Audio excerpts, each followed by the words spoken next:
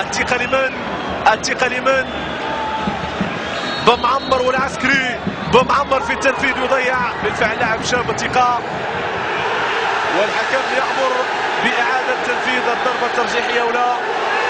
نعم، الكرة تسدد وهدف لفريق المغرب الفاسي.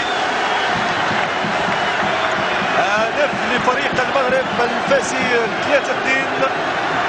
هنا الإعادة، الكرة لعبت وعادت لمرمى الحارس خالد العسكري. يعني قلت هذه مباراة غريبة، نعم غريبة. عادت المرمى، كان يظن أن الكرة خرجت لكن ما خرجتش. 3-2 لفريق المغرب الفاسي. أغرب كرة تابعتها في ال10 سنوات الأخيرة في الضربات الترجيحية. أغرب كرة في الضربات الترجيحية. نعم، 3-2 لفريق المغرب الفاسي.